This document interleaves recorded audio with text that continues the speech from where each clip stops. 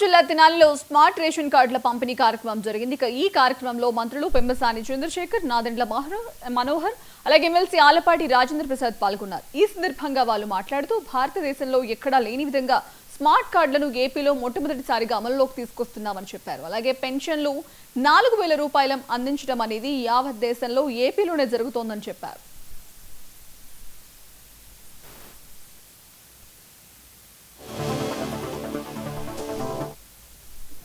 మీరు ఒకసారి మేము ఆ రోజు ఎలక్షన్ ముందు ఇక్కడికి రావాలంటే మనోహర్ గారు మేము విజయవాడ నుంచి కానీ గుంటూరు నుంచి కానీ తెనాలి రావాలంటే భయం వేసేది.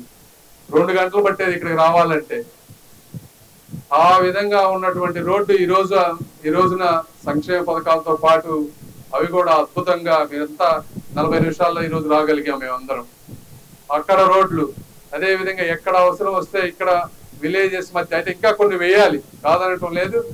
ఇవన్నీ చేసుకుంటా పేద ప్రజలకు ఇబ్బంది జరగకుండా అభివృద్ధి చేసుకుంటూ అదే విధంగా ఉద్యోగాలు వచ్చే విధంగా ఉద్యోగాలు ఎలా రావాలి.